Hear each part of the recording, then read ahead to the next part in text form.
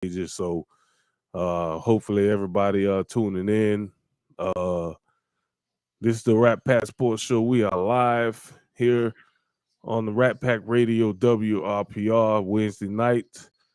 And we're talking some NBA, just talking a little bit about Kyrie. So just want to give everybody a shout out, coming in, and appreciate y'all tuning in to the show. Drop your questions in the chat, and we'll get to those, questions when we get to them. But I'm gonna check the website. We love questions.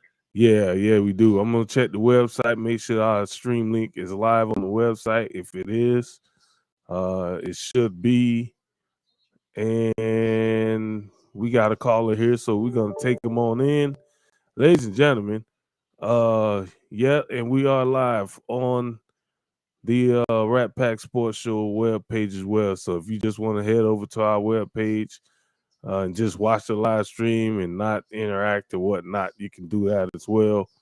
But I want to go ahead and share this link out to everybody. And actually, I can't even share it on here because what is going on here? But we got them on the line here. Since we're talking some NBA, we got them on the line here with us. Rat Pack Sports Show, NBA insider himself, Mr. Nicholas Lane, on the line with us.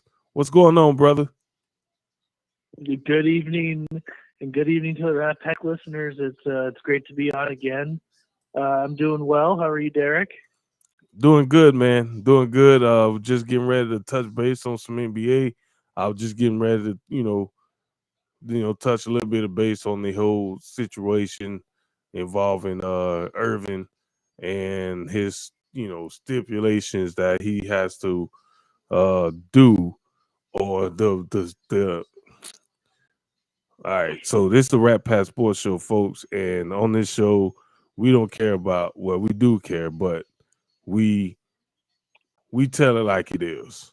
So however it come off, however you take it, that's not really, our problem. But this list of what the rules or the stipulations that Kyrie Irving has to abide by to get back on the court. I don't know about you, but all of that just seemed like some old It's bullshit. Just call it what it is. It's yeah, bullshit. thank you, William. I don't use the language, so appreciate you getting that out for me. But yeah, that's what I feel about it. And listen, Well, at but this, you also got to look at it this way here too. That why does he have to go out publicly? Why does he have to put it out on social media? Why does he have to retweet it? And why doesn't he just denounce that he made a mistake? Why can't he do that? Like, I'm why not can't sure. he have his own with his teammates? Why can't he have his views through his teammates and through his friends and family? Why does he have to put it out there like that? That's the part where I don't think that makes any sense. Well, to me. because Nicky Buckets, they're trying to make him an example. Yeah. That's what this is. This is a power move from the commissioner of the NBA, who got his feelings hurt, and now he's flexing his muscle. What the NBA now has is Roger Goodell Jr. That is what the commissioner of the NBA is. I also think Kyrie made a mistake for making everything so public. Why can't he just keep it not within the organization, but if he has these views or if this is what he supports, then why does he have to make it so public? And part of the problem is this. I mean, everybody has their social media,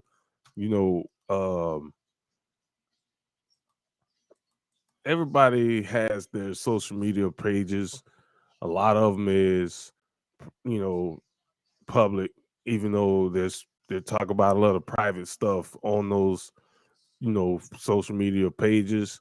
They're, open to the public, so anybody can see this information. So if you have a fan base and you share something that you watched or something you read that interests you, and you share it out to your followers, and within those followers somebody in the media or something see it, and you get approached with the question about it after a game in a press conference or after a practice or whatnot. Now, without him wanting to, they just made it, public. Because before then, Okay. I don't follow, a lot of these athletes on social media. I didn't know nothing about the tweet that he tweeted out. I didn't know nothing about it until it was brought up and made into something. So okay, so well, let me ask you both something. Had the book been called anything else, it would be nothing. What? Because has anybody really researched what the book is talking about? Yeah, I have. I Okay. mean, I knew a little bit Okay. about it before then, not this So, book specific, but some of the information that he was talking about. Okay, so what if it was called an accurate or a in-depth look into people of that time?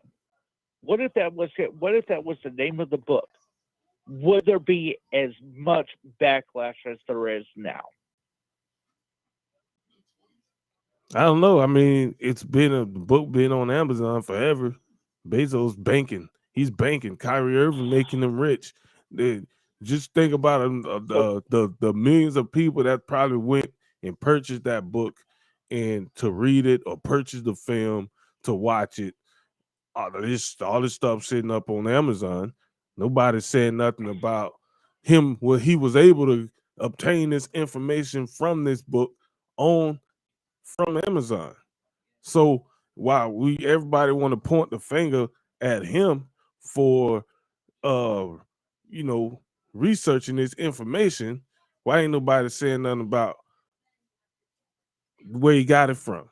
Why ain't nobody, why don't we have an outrage for him to take the book down off of Amazon? Because Amazon is the new Walmart. Everybody goes there. But that's my thing. You can't be mad at the person for obtaining some information that's anybody could go and get if they interested in that type of literature. Like anybody could go and read the book, they can go and watch the movie and figure out what it's really about instead of just going off of the title or the headline, the headline of the story. I guarantee you, let me rephrase that. I could almost guarantee you that over half of the people that were outraged have no idea what that book is about. No, they don't. But hey, it's like I said, it's the shock jock headline. Oh, and then you got to put all these, put all the labels on the man. Like that's what we have to do now. Like anybody that's got a difference in opinion from what whoever thinks. Now we just gonna just label people whatever we feel like it because it sounds cool. Yep. So Nikki Buckets, what are your thoughts? If the book was called anything else, would there be as much backlash? Well, that's I don't think there would be as much backlash because I think Derek's right. Most people look at the title and they don't really read much about the book, or they don't really put the time into it for it. I don't think there would be as much backlash, but also Kyrie didn't go out and say, dang, I mean, I screwed up. Maybe I shouldn't have said that. Or, I apologize right away. He never apologized right away. The only time he apologized is after he got suspended. there's some things that I feel like he screwed up here. I mean, the stance on his vaccination situation last year. This is a completely different topic. I feel like we're in a pretty, 21st century. We're pretty ultra sensitive society, and it sounds like to me that you got that right. You can't really do this type of stuff anymore and expect it would just not blow over. I mean, you got people in the front row with anti-Semitism shirts on watching them play. I mean, the team doesn't want that distraction. The team doesn't want that kind of backlash that they could potentially get. Yeah. So what you do is, if you don't want that type of attention, you don't want that type of backlash in your arena or whatnot, then what you should do is when you see those fans wearing those type of shirts or whatnot in your arena, you should say, "Hey, I'm gonna politely ask you to, remove those shirts, flip them inside out, or we're gonna have to tell you to leave." Well, I mean, either that or if that's the case, that's on the net. But they're not gonna do that because, again, okay, what the whole basis of all this is the way they went with it wasn't the way Kyrie was trying to go with it, but the narrative went that way. So you go and look at the backgrounds of the Nets owner, the commissioner of the league, and you see why maybe these dudes acting the way they do, acting the way they are towards this situation. Is to me, it's a drop in the. It's a I see what's happening, and I think for the NBA and one player in this whole league, I have a hard time believing just one guy in the whole league. Either I'm not even gonna say feel the way he feel, but kind of understand where Kyrie coming from, and one guy step up and actually throw his support out for him and back him up and say, "Look, I know Kyrie a long time. He's not this dude." So, and that one person out of all the superstars in the league was Jaylen Brown from the Celtics. You didn't hear LeBron say anything. He played with this guy for how many years in Cleveland? I mean, the guy. You're more closer to this guy than a lot of people. You played with him, but yet his comments came off. I'm like, dude, you might as well not even said anything.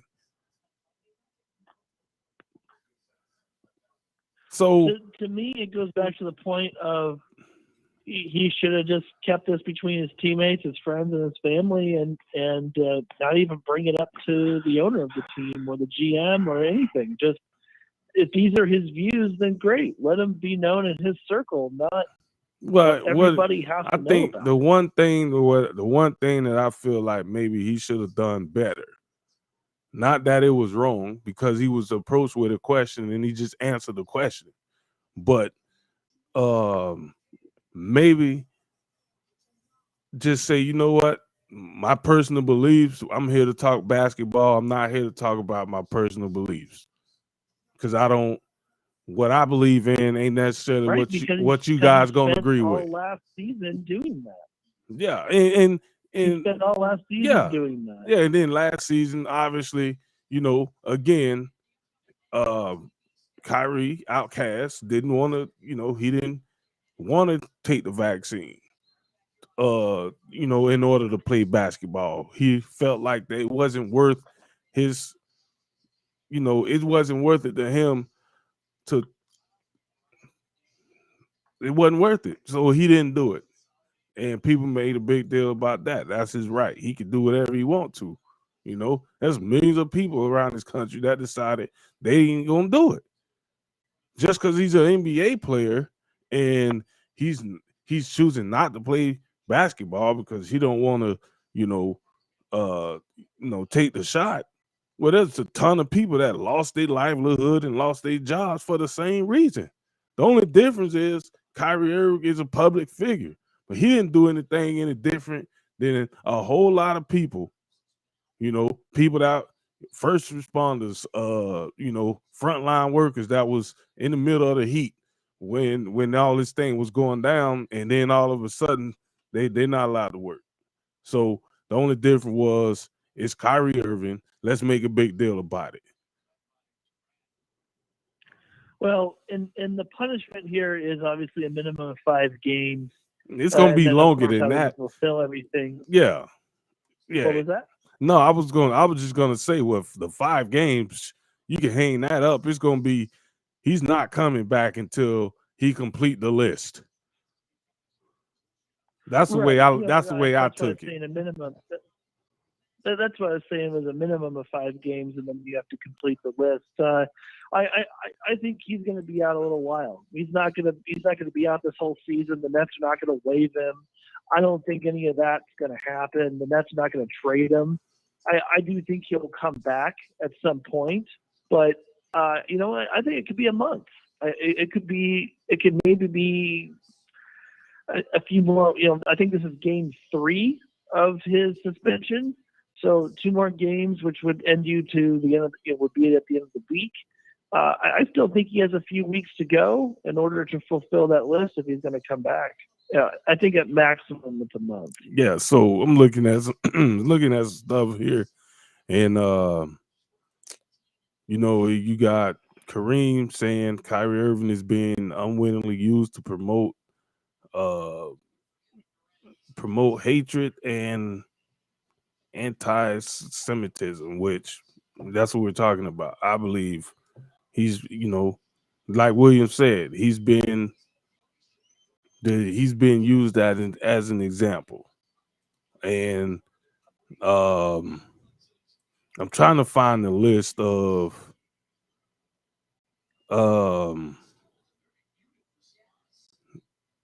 the list that he has to complete to get back on the court. Let me see if I can find it. Let's see if I can find it. Okay, here it is. Here's Kyrie Irving's list of 6 things to do before he could get back on the court. 1, he's not gonna do this, and I don't blame him, but it says issue an apology for posting the link. Well, you then go to Bezos and tell him to issue an apology for allowing that film to be on Amazon. Then Kyrie can apologize. But until then, I wouldn't say nothing. But he said issue apology for posting the movie link condemning a harmful and false content. See, all right, whatever. Content to make clear that he don't have to do this. Anti-Jews beliefs. Then, second, complete an anti-hate cause that Irving and the Nets and the Anti-Defamation League agreed upon in their joint release on November 2nd, including a $500,000 donation towards causes and organizations that work to eradicate hate and intolerance in communities. This dude already does a ton of community work. He already put his money where his mouth is with the stuff he do in his community. That's bullcrap. But whatever. That's what they want to do. I would say that part is it's like when you get fined by the league, you isn't it? Yeah. Like So you can either donate. You can donate it. Yeah. Most of the time, when they get fined, the money goes to a nonprofit organization or some type of cause or something like that. So basically, they saying we finna fine you $500,000. That's what it is. It's an undercover fine. But they're saying they're gonna donate it. So, and then the third thing, complete sensitivity training created by the Nets. Complete anti-Semitic, anti-hate training designed by the Nets. Meet with representatives from the Anti-Defamation League as well as the Jewish community leaders in Brooklyn. And then after competing 1 to 5, meet with the owner, Joe, I guess, how you say his last name, man? Joe Tsai. Joe Tsai, okay. And lead franchise officials and demonstrate the lessons learned and that the gravity of harm caused in the situation is understood and provide assurances that this type of behavior, that is called conditioning, folks. He's not doing that. And if it was me, I got enough money, I might just be like, you know what? I'm done. Like, I'm done. They like Williams said, they're using him as an example for whatever reason. Well, the list essentially says we want you to actually apologize and mean it, and then we want to educate you on what you're actually trying to say to get yourself in this predicament that how you're wrong about this or how you're not educated about the topic. And maybe he's just not educated about it because there has been stuff out there that he wants to get to know any religion out there because he doesn't know everything, which, by the way, not everybody does. Yeah. So I think some of it's reasonable. Is he going to complete it all? I mean, that's going to take time. I think that's going to be within him of how much he wants to play this season. And for how many other owners are going to be looking at this going, do we really want him? Do we want this headache?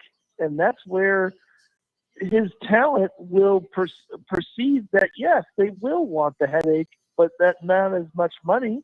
He won't make as much, which I know it's not as big of a deal, but if this kind of derails his career, if he goes full on like, hey, I'm not going to play as much, or I'm going to sit out, or he's going to go into free agency and not complete this, let's say, then teams are going to get a lot of backlash for signing him, and I think that maybe some teams don't want that.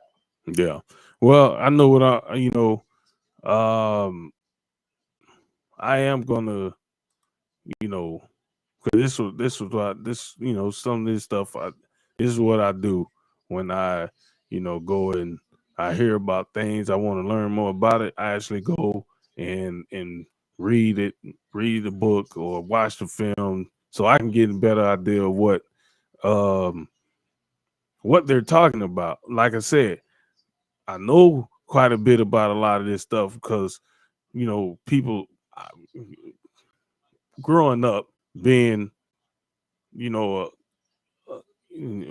black person growing up, there's conversations that happen in our households growing up that, a lot of this information is shared because you want to know your lineage, you want to know your roots. So I can't sit here and say everything he's saying is not true or whatnot because, I just know some of it does have legs. But I'm going to watch it just to see what they're talking about. And so I can get a better idea of the next time we, discuss this, or maybe in the future, they try to pin somebody else. I have, more information on it, but or how long it's going to take. I mean, we could be on this show in a month from now, and he's still not playing. Yeah, I believe it's a real possibility. Yeah, I believe he won't be playing in the next month. Kyrie I don't think he plays for Brooklyn again. Kyrie was openly and willing to not play because he didn't want to, get the COVID shot. This here ain't to me, this here is even more important to him, because you're talking about his roots, his background, his, you know, where you come from. So he's gonna, I believe, you know, with Kyrie being the way he is, I think he's gonna stick more to his guns with this, even more so than he was with COVID. And he didn't back down.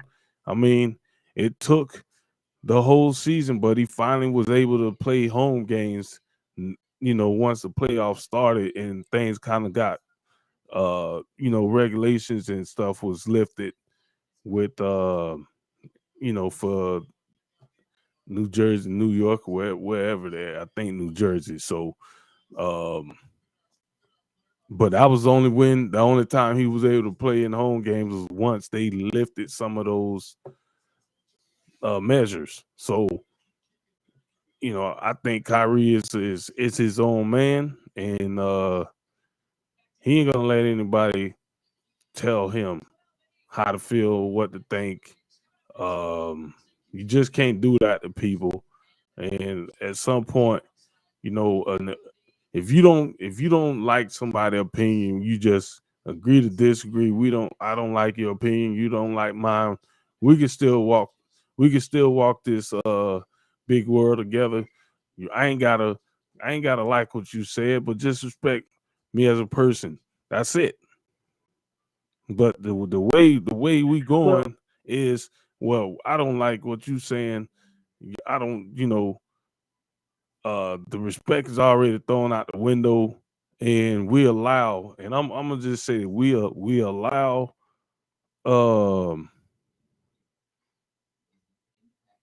mainstream, we allow the mainstream to dictate too many times without enough information on how we should think, how we should feel.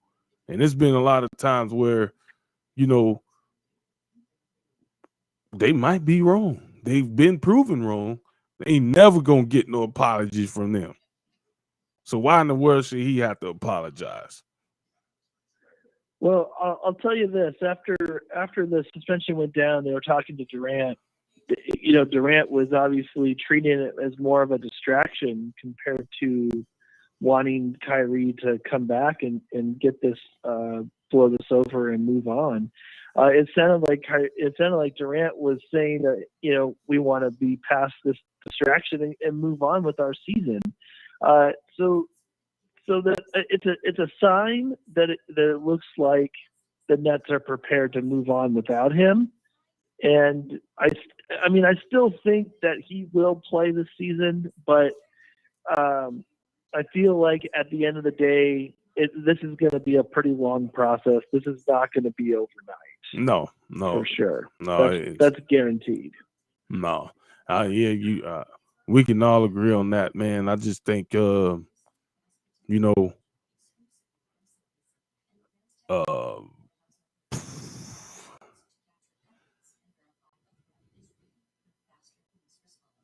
don't know, bro. I don't know, man. One thing's for certain is it looks like the Lakers are just in a bad spot. They're in a bad place, man. Like Anthony Davis doesn't look happy at all. There's talk that he wants to be traded. There's talk that the front office is looking at trades for him. And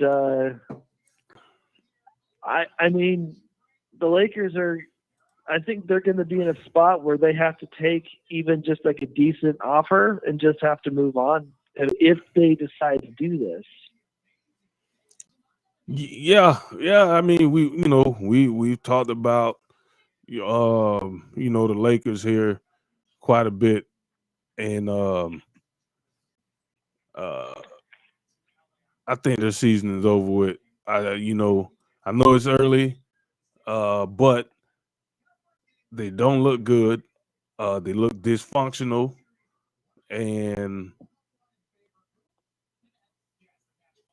I'm not saying nothing. I'm not saying Darvin Ham can't coach, but this is a situation where you was not set up for success.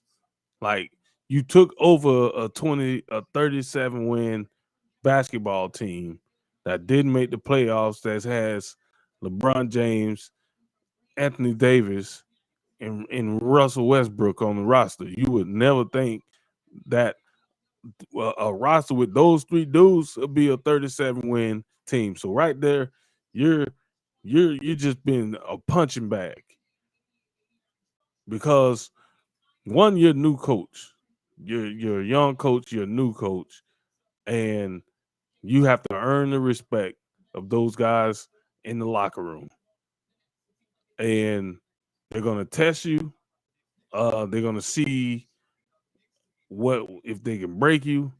They're gonna see if you know what you're doing, and he'll be good for a young team that you can teach them. You can actually teach them and develop them the way you want as NBA players. But a veteran-led team with a dude like LeBron James, who really don't do. I've been saying this forever, so this ain't nothing new. LeBron don't do well when he's being told what to do. I'll always bring this up because I'm not even a Cleveland fan. But when David Black was in Cleveland, they was on their way to probably have one of the better regular seasons in the history of the Cavaliers organization. And that dude was number one in the East. Number one in the East. I want to say there was like 33 and maybe like 4 or 6 or something like that. I mean, you would have thought, man, this dude is doing a great job, which he was. He was fired mid-season.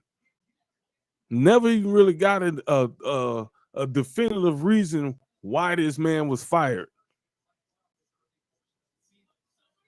But he was fired, and for everything he did, he went back overseas and continued to coach over there. And he said he would never, ever coach in the NBA ever again. He would never coach in the NBA. So he was stabbed in the back.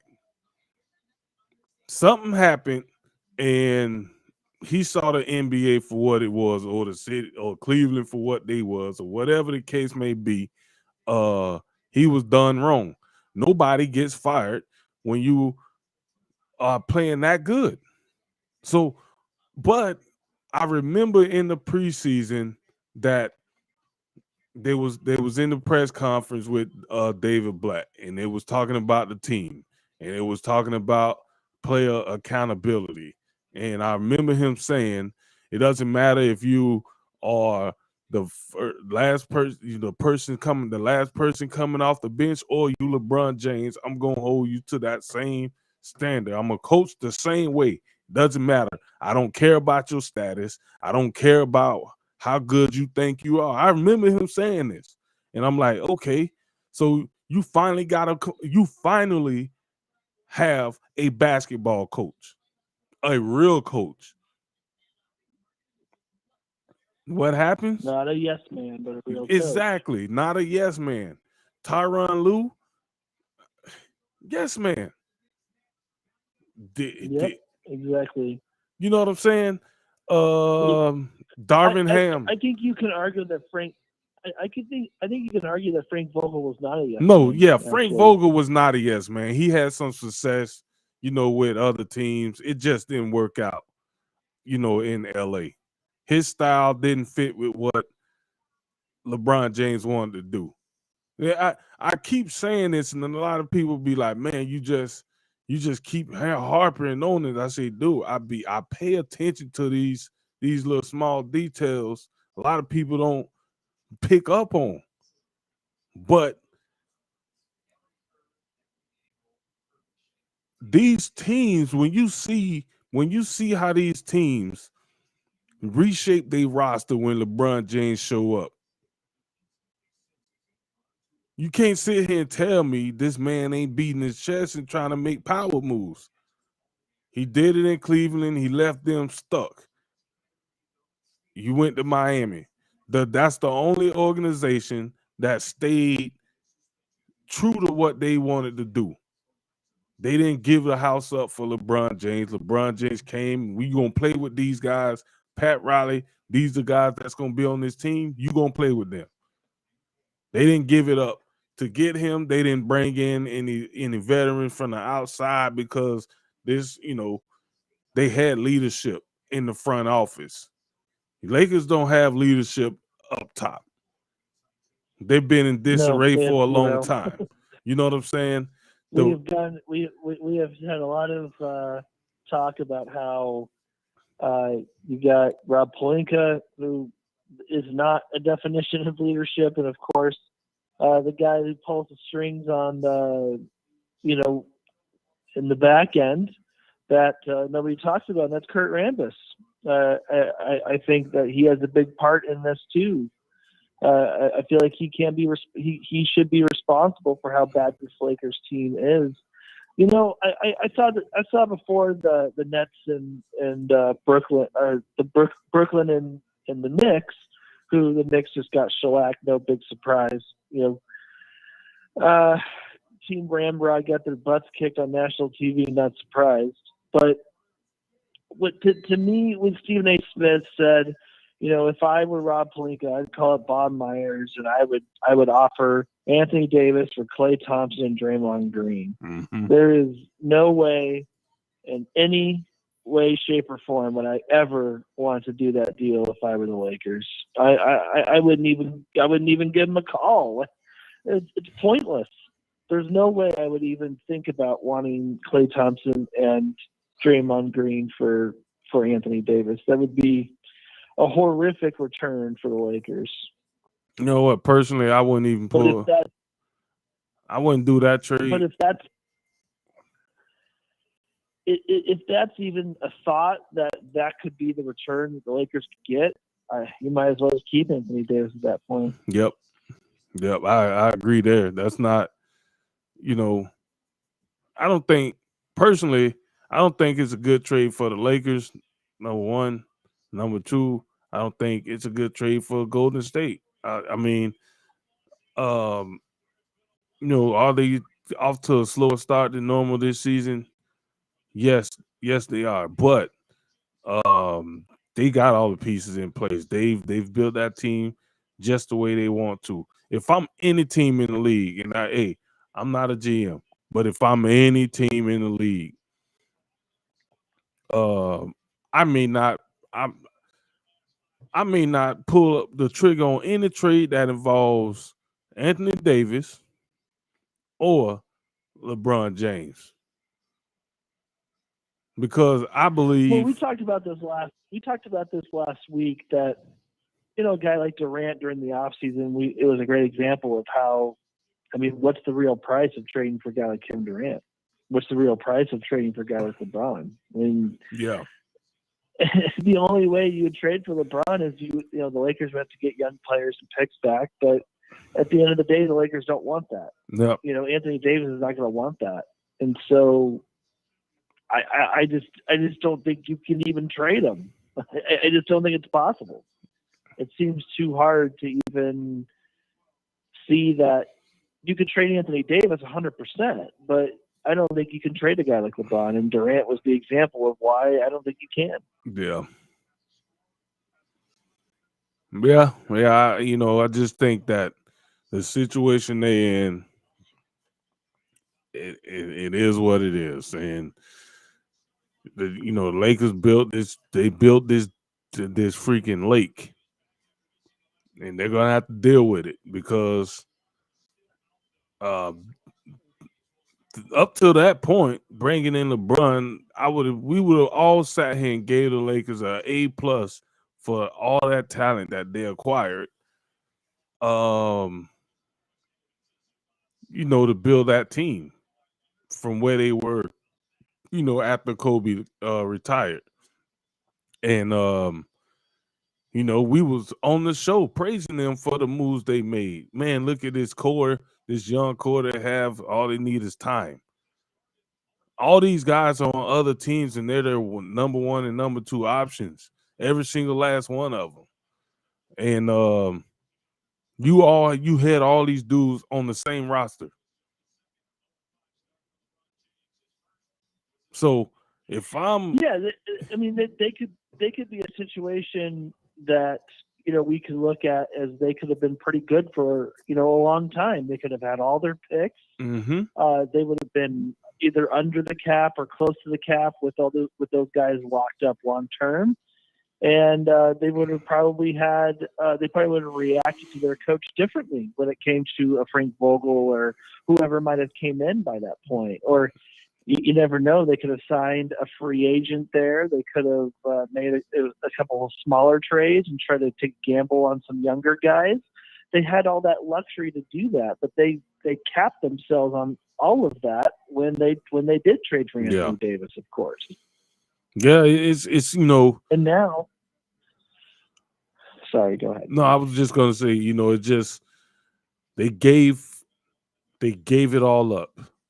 And they really, when you see a team, we went all in, they really did go all in. So, hey, knock on wood that you got that first championship in the bubble, which now, I'm starting to look at that championship as, maybe we should put an asterisk on that because they haven't been good since coming back out of the bubble. Well, to me, it's kind of the opposite effect of who the number one team in the Western Conference is. And Derek, who is that? Hold on, say that again. So far, record-wise this season, the number one team in the Western Conference this year. Who is it? I think it's the Jazz, right? It is the Utah Jazz. Unbelievable, huh? Yeah. I mean, it's not going to last. We all know that. But we can say that look where the Lakers are. Yeah, they might have obviously better name talent. Of course they do. But, look at where they're at in their future, and then look at what the Jazz are doing. The Jazz got all those picks from Minnesota. They got 3 extra picks and some swaps from Cleveland.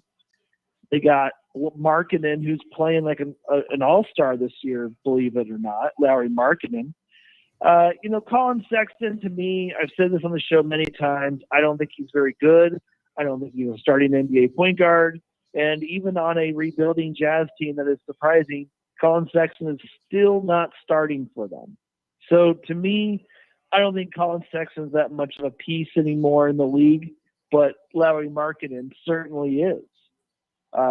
So to me, yes, it's obviously a surprise for the Jazz doing so well. It's a surprise that Danny Ainge is allowing this to depends on how long he wants to pull the plug record-wise, because for the person that we shall not to be named until after the trade deadline, that he's obviously worth tanking your season and letting your young players do what they're going to do. So I think it'll be interesting to see how long Utah is going to want to do this.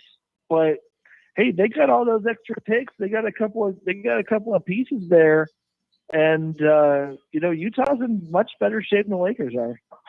Oh yeah, definitely, man. Utah is they're younger, better coached, and they look like they're all playing together. So the rest of it is they even easy. have a rookie head coach too, first-year head coach.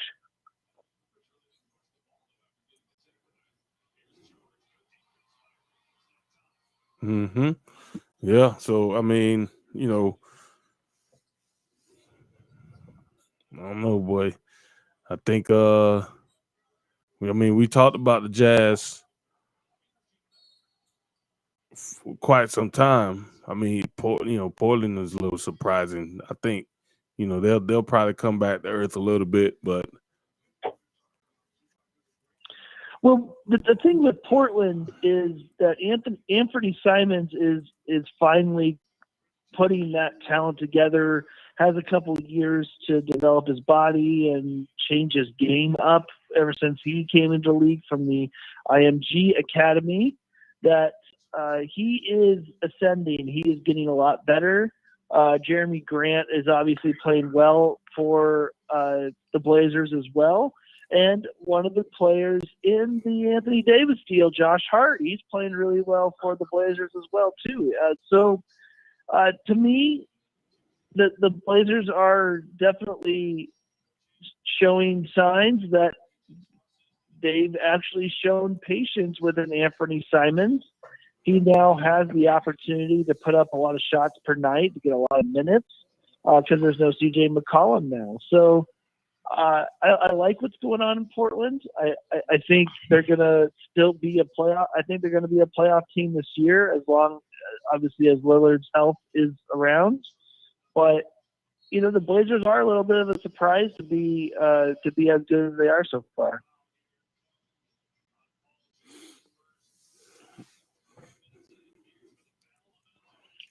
And also a surprise on the Blazers is Shaedon Sharpe. Shaedon Sharpe was their first round. He was their lottery pick. I thought Shaedon Sharpe was a long way away from playing quality minutes, but right now he is part of the nightly rotation. And for a guy who is just drafted on his sheer athleticism, obviously a really young kid himself, I'm actually surprised that they're playing him each night in the rotation. So even though we criticized the Blazers in the Norman Powell and Robert Covington deal to the Clippers, one guy they did get in that deal is Keon Johnson, and Keon Johnson has actually played pretty good ball for them as well too. So it's surprising to say, but the Blazers so far, with developing and having their young players play meaningful minutes, actually has been kind of a reverse of how we have criticized the Blazers in years past. Yeah, I agree with you on that.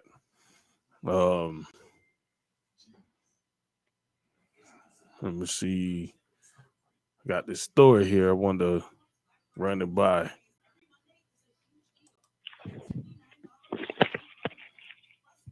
What do you think about Jacque Vaughn as the new coach of the Nets? You think he's ready or?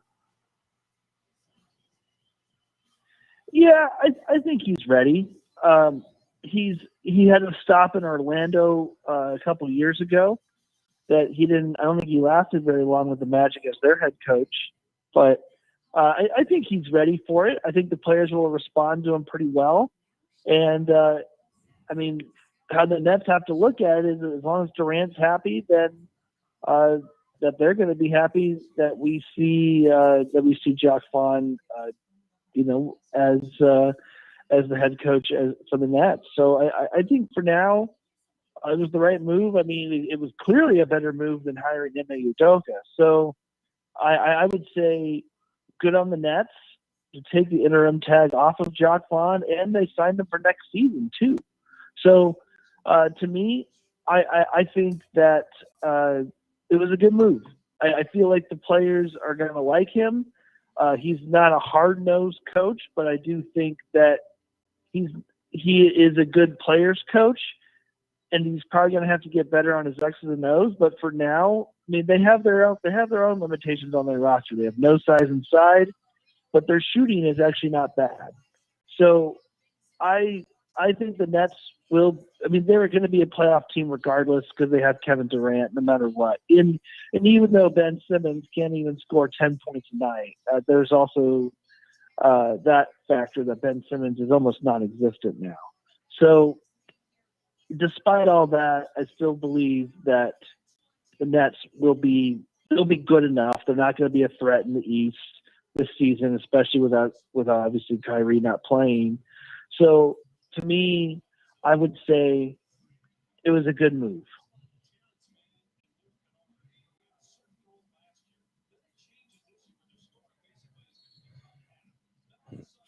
Yeah.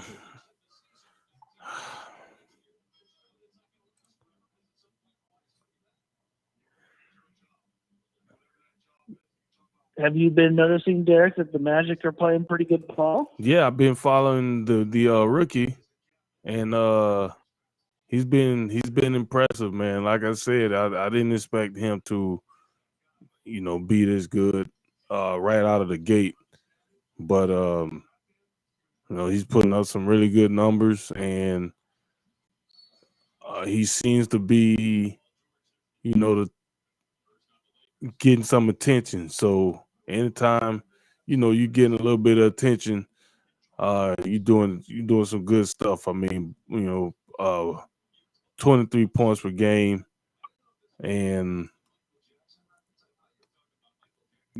obviously leading team in that category.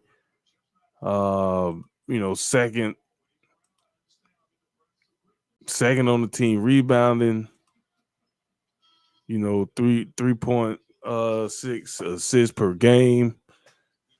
I mean, he's doing it all, man, and I mean, for a rookie, you can't ask for any more. No, you can't. Out of him, I think so far to start the season, I feel like he's done great. I feel like he had a 30-point night on Monday. He did roll his ankle towards the end of the game. That's why he didn't play tonight. But he's front runner for Rookie of the Year. Where second is Benedict Mathurin on the Pacers, who had an excellent game tonight himself. So I do think some of the top rookies in this class this year have done well, and we still have, obviously, we've only 10 or 11 games into the season, but you can't ask for anything more out of Paolo Banchero. Franz Wagner is playing excellent ball for the Magic as well. Jalen Suggs is back. He's not shooting that great, but I would say, the Magic have played some good basketball so far. It's nice to see. And, queue up, we talk about Jonathan Isaac last week, and it came out reports yesterday that he is closer than he's ever been before to coming back. But at the same time, he still has a long way to go when he's going to start playing again. And he's going to have to get himself into game shape. Plus, he won't be able to play back-to-backs. And, it's still a pretty long way to go for Jonathan Isaac. And we talked about it last week, how, I think we can say now that Jonathan Isaac is not part of the future plans of the Magic. And I think that's very true. I don't think he really is. Because at the moment of how good the Magic are playing, I think you can make the case that Isaac can't get more than 20 minutes a night playing for the Magic right now, because they have so many players that are he's not going to take their minutes at the moment, it seems like to me. Interesting. Yeah, but I definitely like, the record, showing they only won about 3 or 4 games, but they've been playing a lot of, competitive basketball, and they got a young team, man. So, as they continue to develop, they stay together for some years, they should be in a really good situation here. Well, and think about it as well too. If they still have another bad year, which we still suspect they will, and let's say they get lucky again. And all of a sudden they get the player that we're not going to mention until the trade deadline. That team would be good for the next 10 years plus. They would be an elite team in the East for 10 years plus with Paolo and Victor Wembanyama. So I feel like the Magic are in a good spot. Again, another team that is in a much better spot than the Lakers are. It's just there's too many teams out there that are in a much better place. Yeah, you're right about that part. There's a lot of teams out there, so. But I definitely, enjoy watching him play. He's done some, really good stuff, obviously.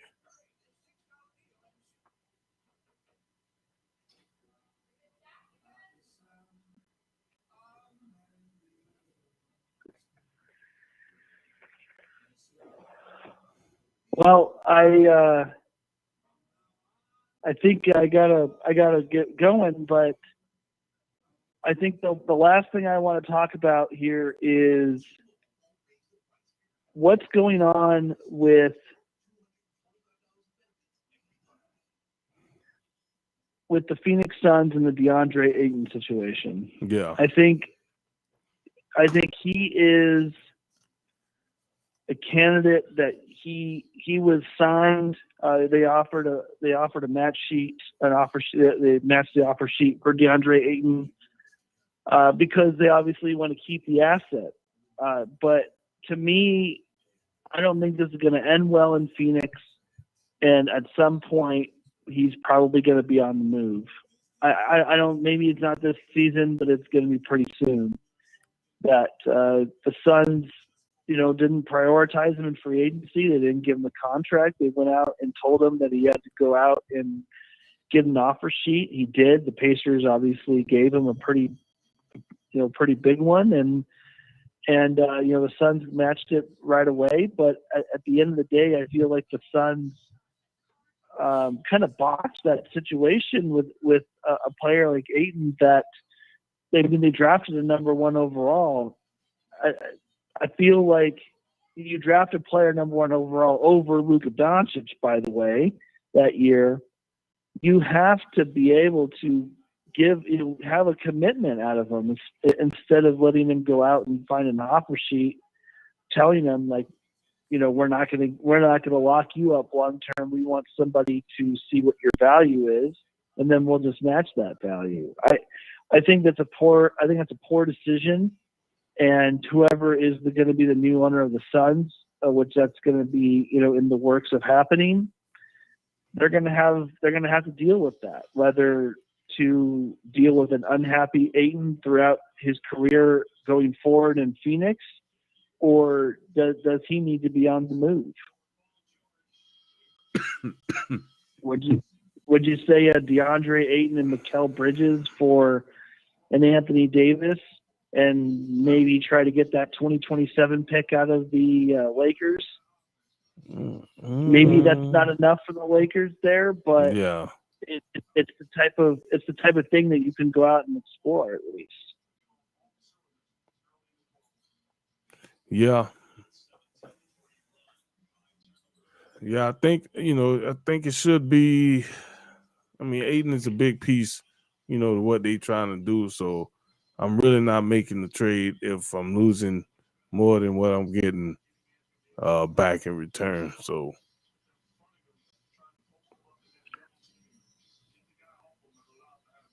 do you think Anthony Davis will still be a Laker by the end of the year?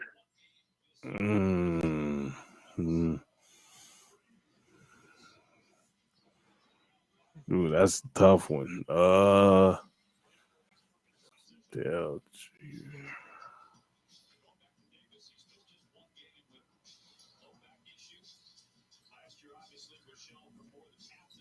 Yeah, I don't know, man. That's a tough one.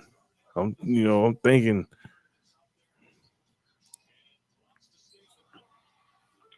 I'm gonna say yes, but I think he's gonna go through the season unhappy.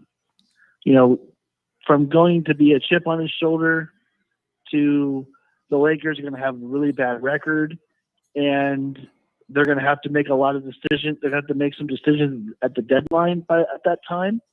And if they don't trade him, then if their record's so bad, then I would expect them to sit him a lot, and he's just going to have another wasteful season. That's what I see. Or you look into trading him for, let's say you can maybe get a Jaylen Brown out of him. I mean, I think you easily can, and maybe a guy or two with him. But, for now, it just seems that the worse the Lakers record's going to get, the more interesting that dynamic of if they will trade Anthony Davis or not. Yeah.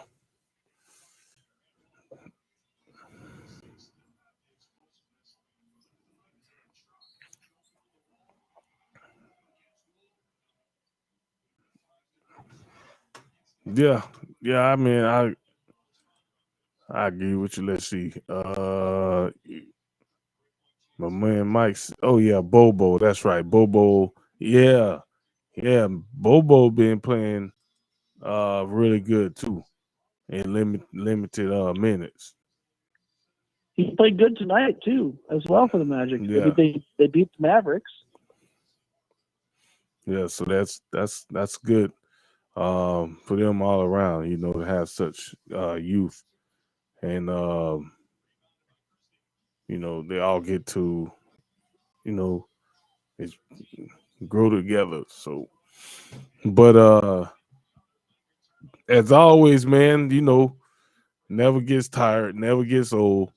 Always enjoy having my man Nicky Buckets on the show with us to talk NBA. Know we talked about a lot about the situation, but I knew that was a topic we wanted to get going, so I wanted to make sure everybody got a chance to talk on the Kyrie subject. But do appreciate you calling in, man. Same place, same time, ladies and gentlemen. Every week we can get them on. We make sure we get them on because there's nobody out there really doing what my man Nicholas Lane doing. So, well, thank you. I appreciate that. I love coming on. I love talking hoops. I like to give the perspective of even players that a lot of the listeners might not know who they are. Or, we talk about some surprises, and of course we talk about the big elephant in the room, which, unfortunately the topic just keeps coming up, time after time again. But at the same time, what's going on in Brooklyn is pretty important, and the Lakers are good hot topic to always talk about. Yeah. They're great. They're a great example, obviously, as we talk about on the show about, we don't talk about just the players currently on the roster. We talk about how these things affect the organization going forward and what these futures look like. And I feel like maybe a lot of people that, that talk NBA in the media, and they talk about the now, they talk about this season. They don't talk about what these moves do going forward. And I think that's just as important as what's going on currently. Oh yeah. Yep. All right, man. So, ladies and gentlemen, again, Rat Pack Sports Show NBA Insider, Mr. Nicholas Lane, aka Nicky Buckets, man. We appreciate you calling in, brother, and we'll see you next time. Okay. Thank you. Have a good night. All right, ladies and gentlemen, that was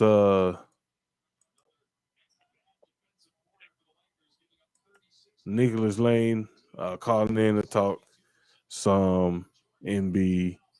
So we got about an hour left, so we got a lot of NFL to cover.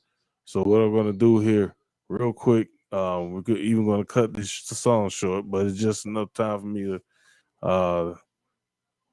give me a drink or whatnot. So, with that being said.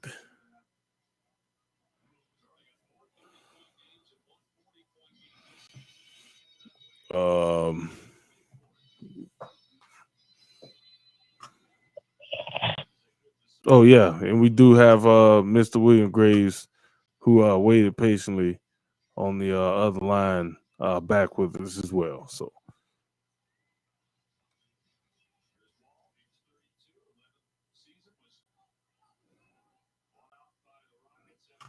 you know what? Let's take a quick break here, and we're gonna come back on the other side and jump into the conversation here live. Rat Pack, Rat Pack Sports Show here, Rat Pack Radio WRPR, and also the Rat Pack Radio WRPR app. We are streaming directly from Rat Pack Sports website, so make sure you head over there and check that out. But till then, man, we'll see you guys on the Flippity Flip. This is Rat Pack Sports Show. We will be back.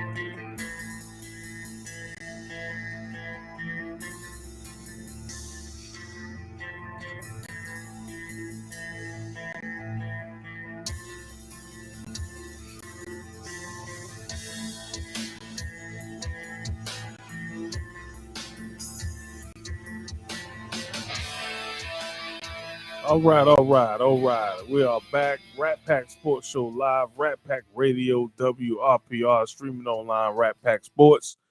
The live stream is also online, and you can find us on the Rat Pack Radio WRPR app. If you're an Apple user, just download the TuneIn app. If you already have it, just go there, type in Rat Pack Sports Show, and you'll be able to pull our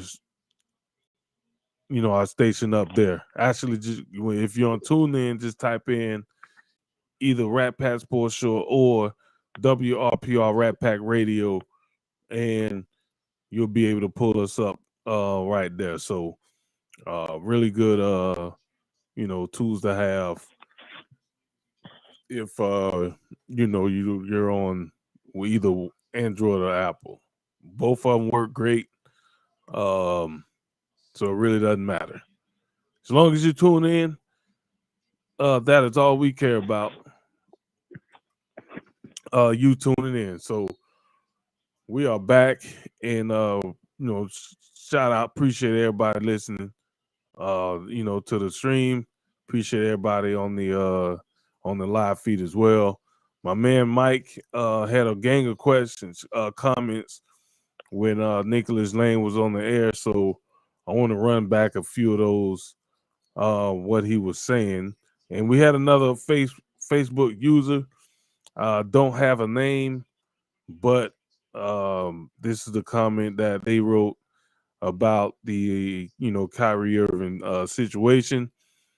I don't necessarily care about Kyrie's opinion, but doesn't mean we can't. Doesn't mean we will. Hold on, let me make sure I read this right. Don't agree with Kyrie's opinion, but that doesn't mean we will punish him for his opinion. We have a democracy, and freedom of speech is so right or wrong. We can express it. The whole thing reminds me of Middle Ages and witch hunting. Couldn't say it any better myself. What this, and I'm sucks that I don't have a name here, but I agree with him on this. That's what it feels like, and that's why I was in the notion of saying, "Hey, just retire. The game, you don't need the game that bad. The game don't need you. Obviously, the way they're treating you for your opinion." And another thing that I was trying to bring across to Nikki Buckets was there's in a league that's hugely predominantly black athletes. It's sad to see that only one person stepped up to the plate to defend Kyrie And there's a lot of other people that, you know, are friends with this guy, and you're not gonna step up because you worried about a little coin. That's all it's about, you know. And like I said, you know, with LeBron James comments, dude, just be quiet. I'm not saying shut up and dribble.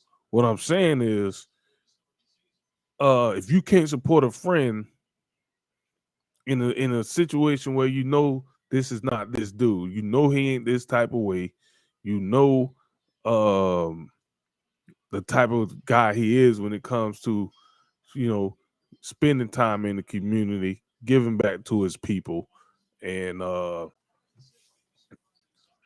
your best comment you could come up with was what you said.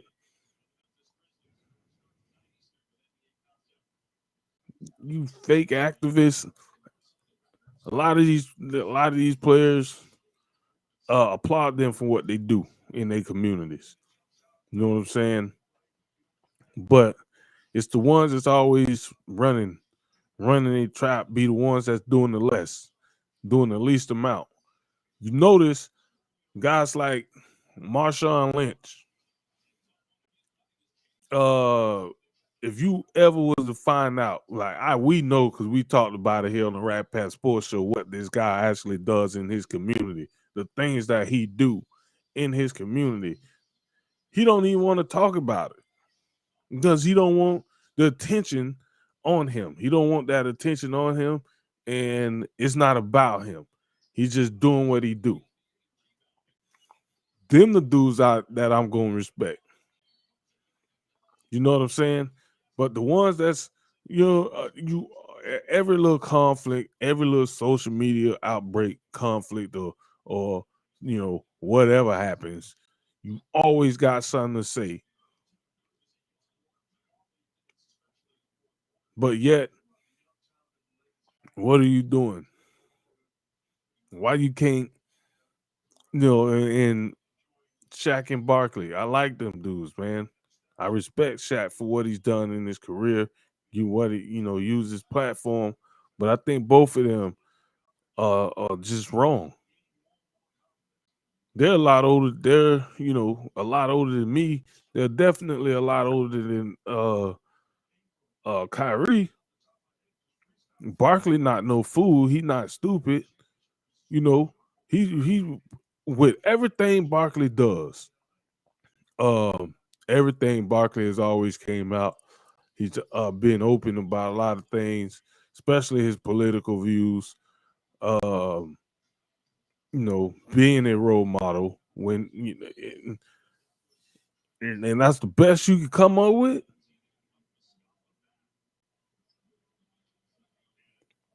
Well, the NBA is taking heat over this whole thing with Kyrie. You know, a lot of people are not happy with what's going on because they feel like it is wrong what they're doing to this man. They're trying to embarrass him to the point of, you know, they're just trying to cut him down. Like, you take the biggest and the baddest, and then you just chop him down in front of everybody and make sure, you know, to say, hey, like William said, he's being used as an example for anybody else who think that they want to speak out on something. You tell these players, you write infomercials, you have commercials about these players being leaders in their communities, being you know, giving back, being strong-minded, being somebody that, you know, you can look up to and all of that. But yet the second they show some leadership, you knock them down. You don't have to agree with what Kyrie said.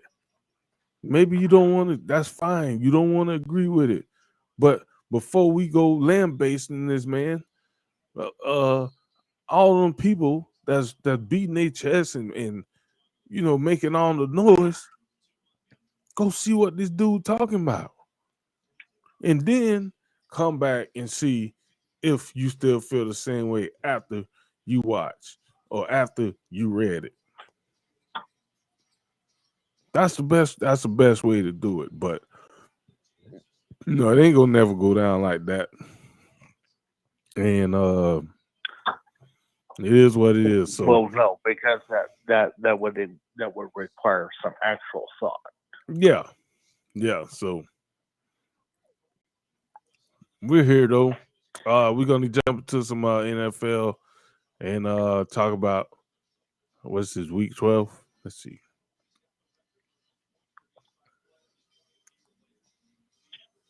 I think it is week 12. Yeah. Yeah, week 12. Okay. So we're gonna talk about week 12. And then after we talk about week 12, we'll be near the end of the show. So we're gonna talk about week 12, talk about some of the matchups, and we're gonna end this thing out full throttle. Sounds good to me. First, let's get into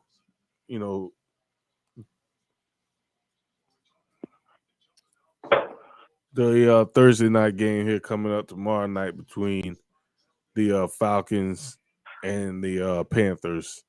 Well, right off the bat, I'm picking Atlanta to win this game. Oh, yeah, for sure. Panthers are, middle of the season, self-destruct mode. And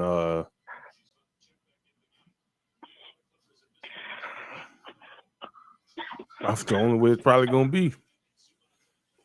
Falcons got a better team. Offensively, they've been a little bit better. They got Patterson back last week.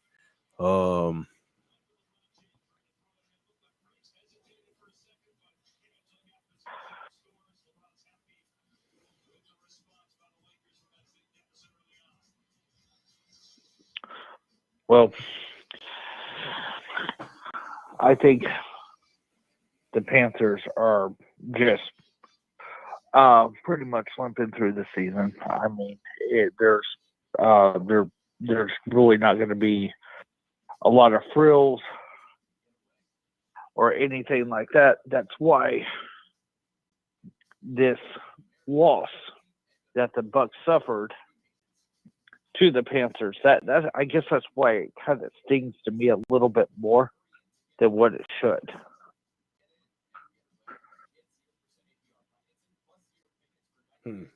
Yeah. All right, so next game Sunday, our first Sunday game, my Bucs Seahawks. Your thoughts, William? Well, first and foremost, if you call the plays that you did at the last part of that Rams game, you may have a chance. I know it's kind of scary. What happens when you actually run plays on the offense that actually compliment your team? You actually score. It's kind of interesting. But no, I think the Bucs could pull this out. I really do. I know Seattle is looking good, but I think Tampa could pull this out. Well, I'm not saying that they can't. I'm just, a little skeptical. I mean, I think a lot of people may be overlooking the Seahawks team because they're 6-3. In their is what it is. We 4-5, they 6-3. So it's gonna be some shuffling, I'm pretty sure, with lineups and things, but gotta be ready to go. You gotta be ready to push.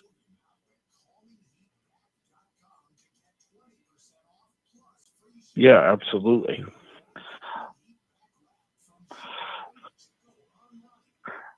By the way, speaking of the Seahawks, and I know we're playing them and everything, but can we just take a minute to actually acknowledge exactly how well Geno Smith has done in that offense? Oh yeah, you got to get him props for that, man. I mean,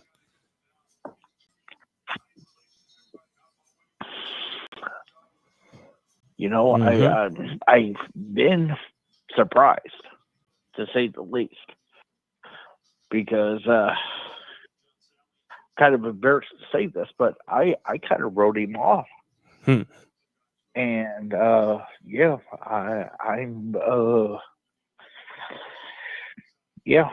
kind of rethinking my thoughts. Mm-hmm. All right, so we're gonna move on to the next game. That is Jaguars Chiefs. Jaguars has been a lot better this season. But Kansas City is just gonna be way too much. So my pick is the Jags.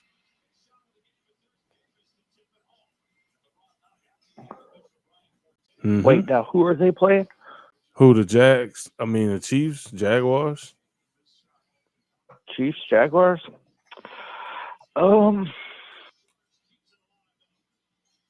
I'm gonna have to take Kansas City.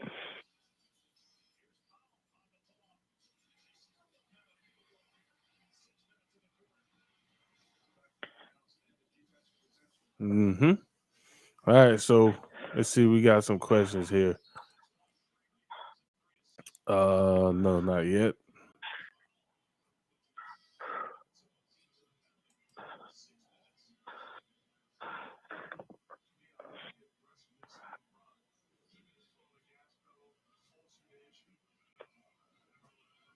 All right, so next game, told you early on, boy, it's fighting the sleep monster today. But I'm gonna push through this. Vikings and Bills matchup. You know what? I'm gonna take Minnesota.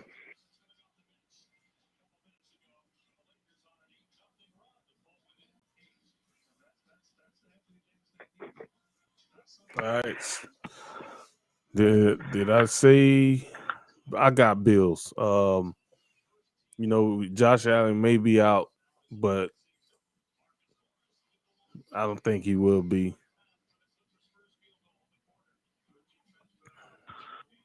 Yep. Good defense. All right, so we got Vikings, Bills. Next one is Lions, Tigers, and Bears. Oh my! So Lions at Chicago. I think Chicago is more prepared. All right. Uh-oh. No, I think Detroit goes into Chicago, and I think they take the game. So you like Detroit winning that, huh? Yes, I do. Hmm.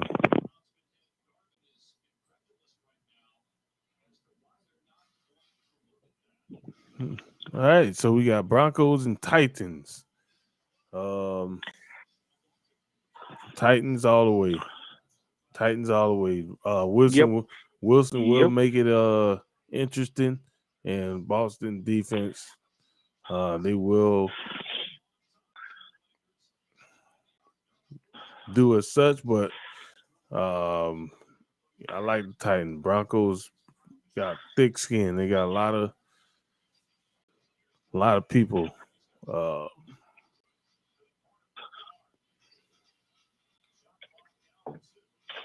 All right, so next one is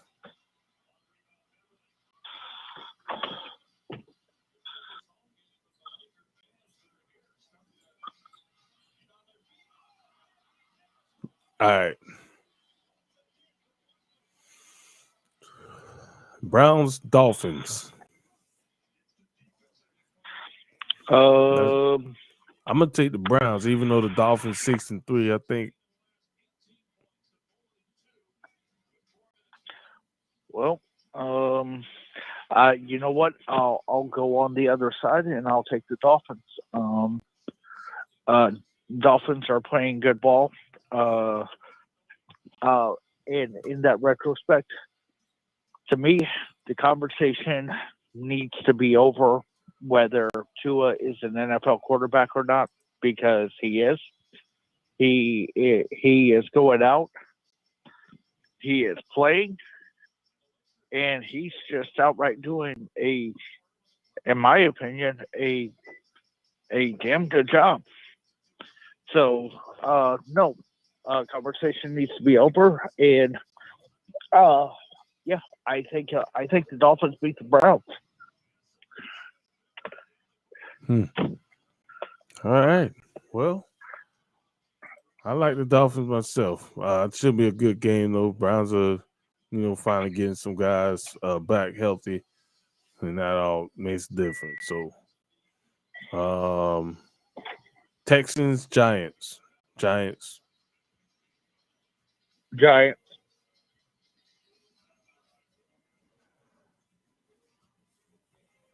All right, so Saints, Steelers. Steelers. Both teams struggling to find identity. I think Saints defense is probably a little bit stronger. Not much, but just a little bit. Difference is the Steelers have an NFL head coach. Yeah. The Saints have an NFL coordinator. Dennis Allen is not an NFL head coach. No. All right, so next one after that is Colts, Raiders.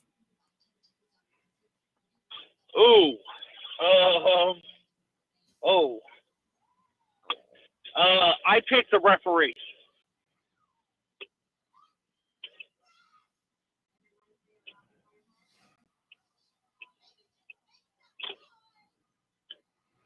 All right, so next one we got. Is that an option?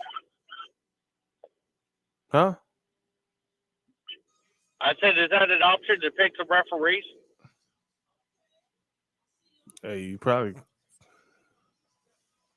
no option. It's not an option.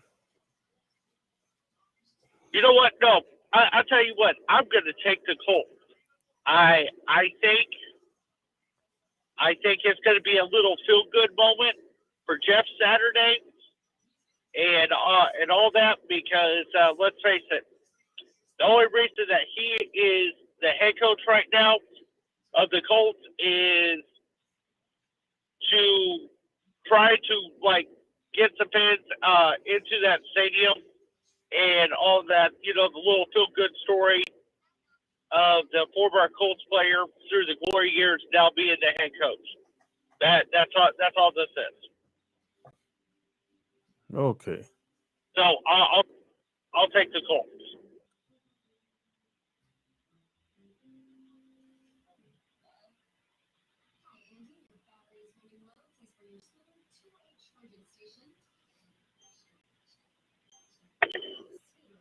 All right, so I think these games are self-explanatory. That's why they're at 4:30. Cowboys, Packers, Arizona, Cowboys, Rams. Yeah, I like Cowboys, and I like the comments of the Rams, and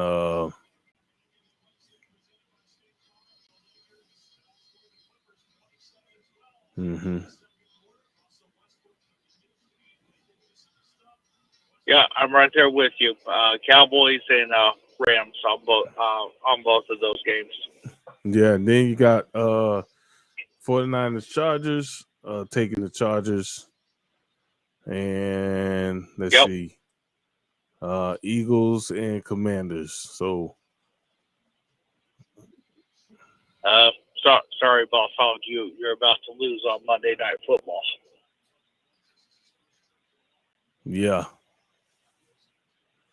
All right, let's see. Let me see something.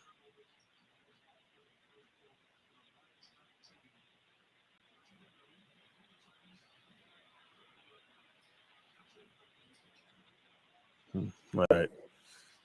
All right, so that is that for week 12. And ladies and gentlemen, I told you guys it was gonna be a fighting's war. Watson, when is Watson coming back? What? Wait a minute. He was suspended for 11 weeks, 11 right? weeks. I think he comes back against the Bucks, if I'm not mistaken. Oh man, come on. Yeah, let me go and look at this. Hold on. Let me go and look at this. Browns. Oh man. I'm finna go and look at it right now. Let's see. 1, 2, 3, 4, 5, 6, 7, 8.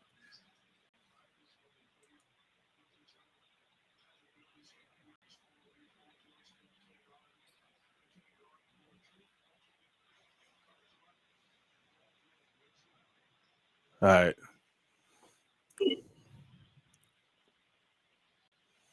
One, two, three.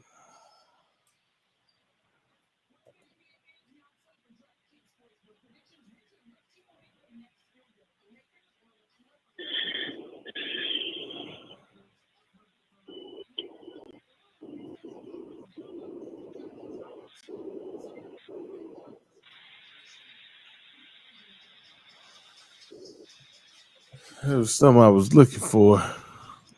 And I had it and then I lost it. So now I got to search through all these pages. All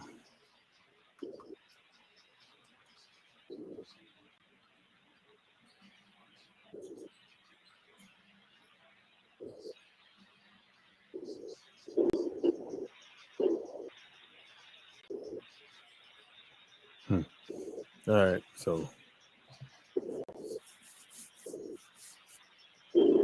see 1, 2, 3, 4. 8.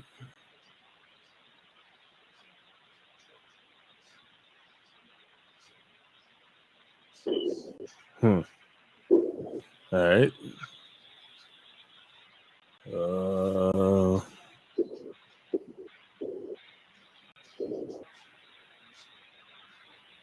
Well, if he comes back against us, we're going to be in for a very long day. Well, because if you don't think he's going to come back with a chip on his shoulder, you're funny. Yeah, that'd be what it's looking like. He'll be set to return that game against the Bucks. And that'll change the whole dynamic. Yeah, boy.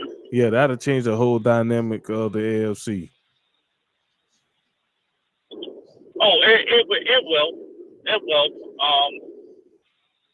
Deshaun Watson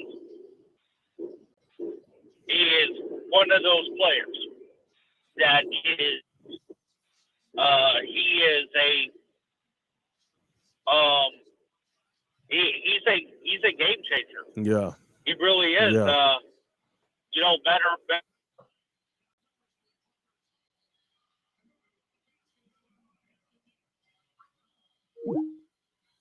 All right, so we lost William. We'll get him back here real quick before we head off.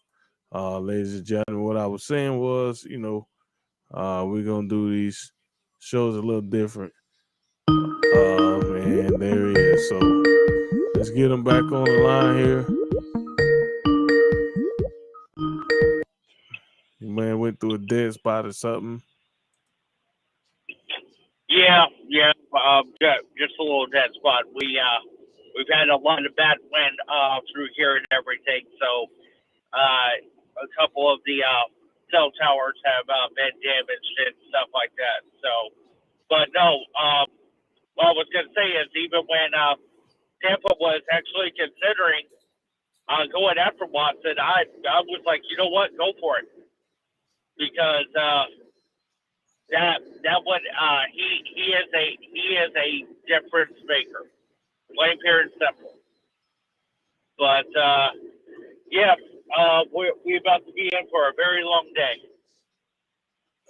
Yeah, chasing him around. So hey, hopefully we can just put together some wins by the time we get to him, and it won't matter that much. But I can already see it. So we'll see with that. Let me see.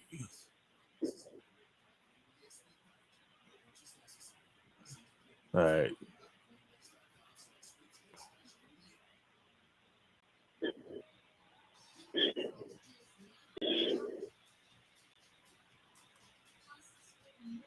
You sounded a little tired over there, Debo. Bro, hey, listen.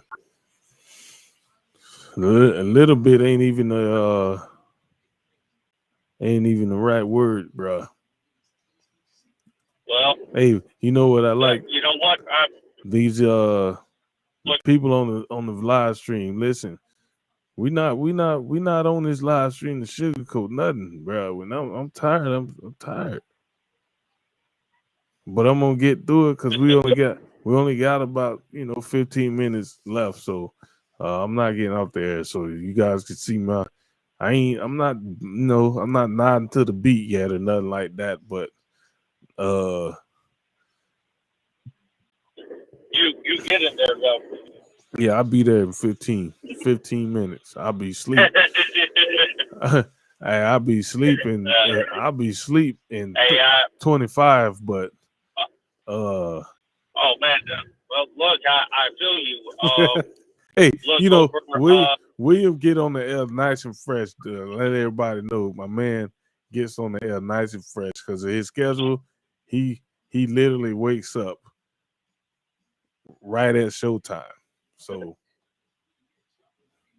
yep, he got the right idea. I can't take a power nap, just before the show. I mean, I guess I could if I was to get home and just like lay down on the couch and chill out for like 2 hours instead of, messing with stuff, uploading stuff, getting stuff ready. But yeah. Well, I can tell you, these last 3 weeks, doing this security work, I tell you what, I came to the harsh realization. I'm not 23 anymore.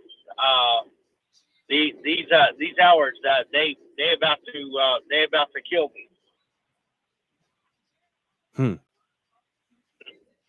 Well, I'll put it to you this way, Devo.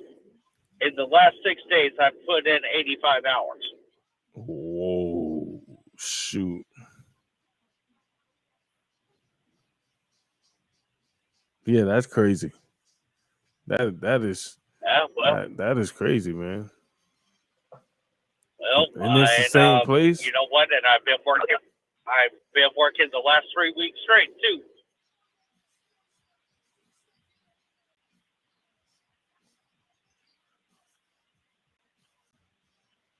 But you know what?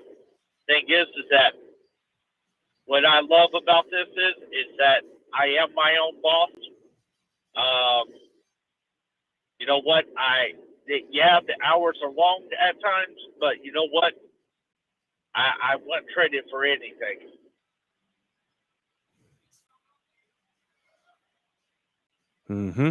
I agree with you.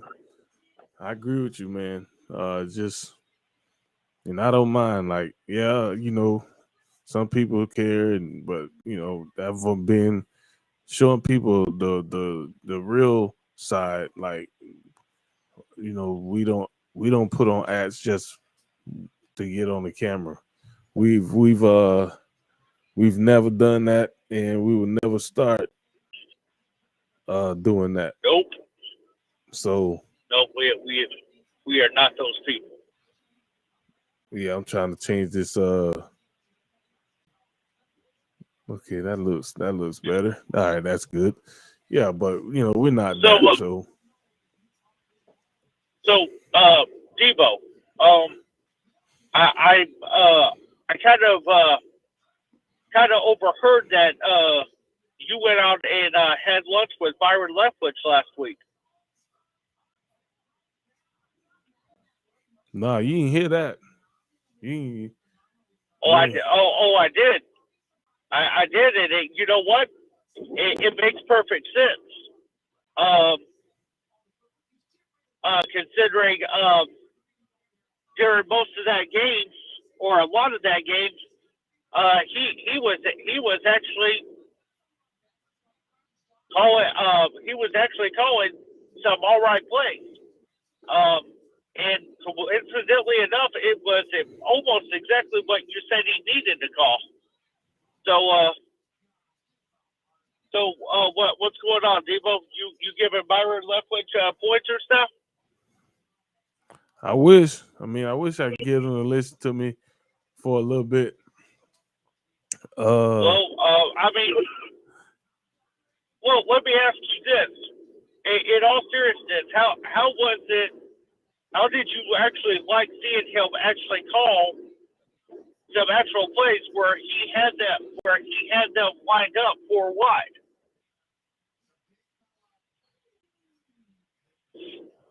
Well, I thought, I thought the last 2 sequences of that game was, all done on, the knowledge and veteran leadership of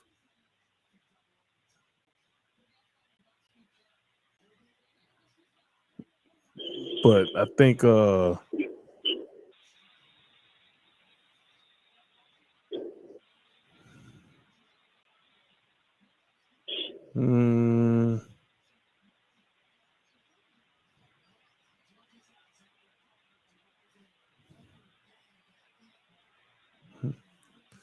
well, I tell you what.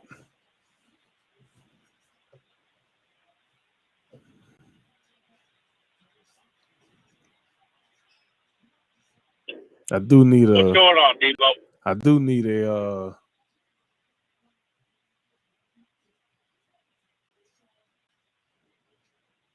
pick me up. Pick me up. Pick me up. You need you a pick me up. Yeah, you ever had those Celsius drinks? No, Debo, my pick me ups are coffee and tea. Oh, okay. Yeah, I'm not doing that. I'll drink tea, but coffee's out of the equation, bro. This is one of the most nastiest tasting thing ever. Man, Debo, I bet you if they made some Kombucha coffee, you try it. Oh, of course, gotta. You know what? I'm willing to bet you they actually probably do.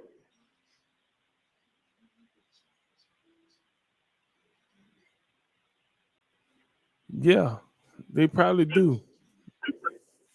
I'm pretty sure they do. I think you need to go get you some Kombucha coffee. Oh no, I'll drink, man. Actually, I drink about 3 or 4 bottles of Kombucha a week.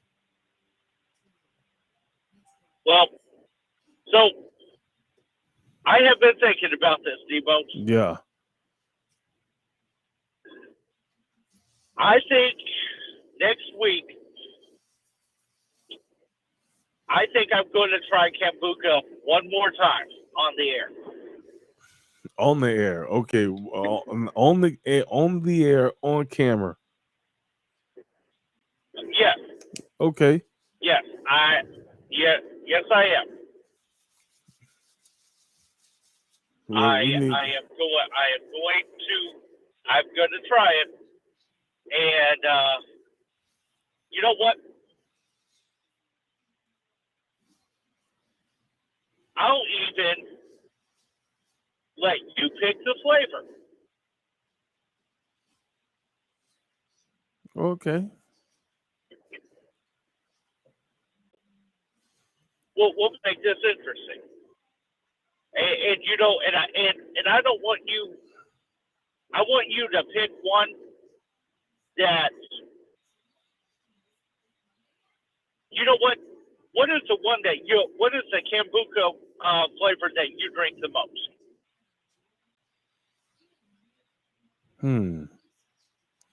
There's this I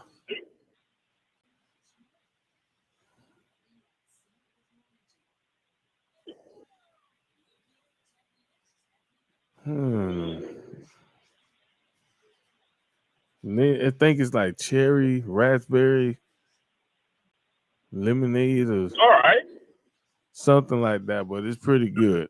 It's pretty good. All right. Well, I'm going to see if I can find it up here and everything and all that. And yeah. You know, you know, maybe third time will be the charm.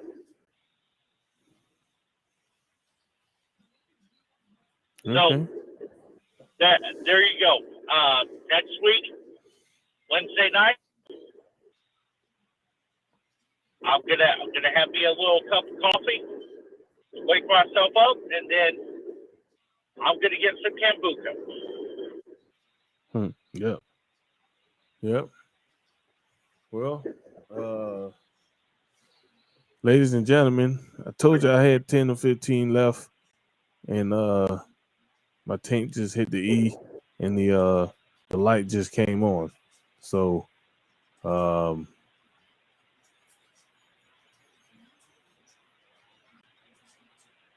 we're gonna get on up out of here for this week, man. But appreciate everybody tuning in, appreciate everybody listening in. And if you interacted with us, hey, we appreciate you. But we're gonna have to head out for the night, man. I gotta get some rest, and I will see you.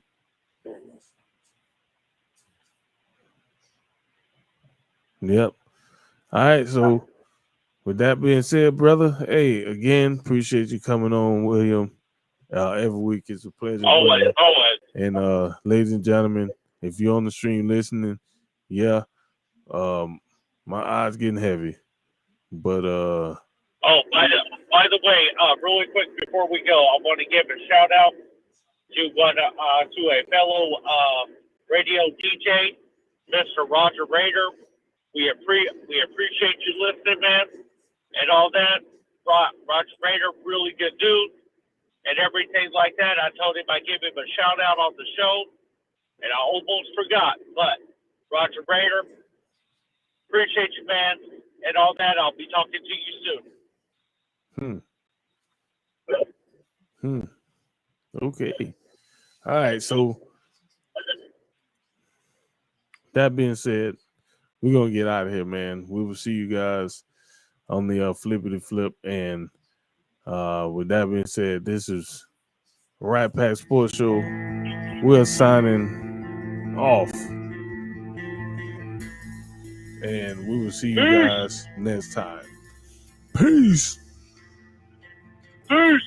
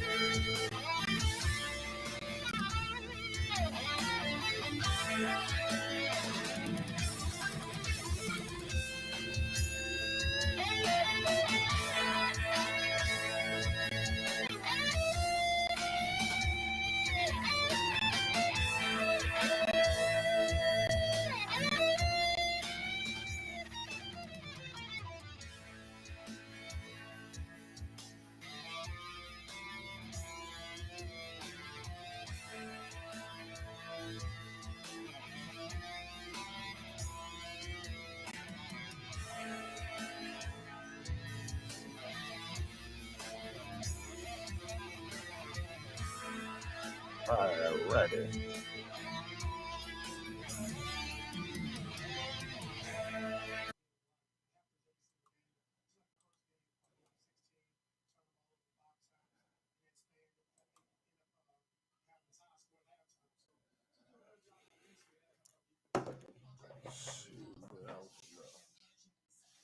What's next?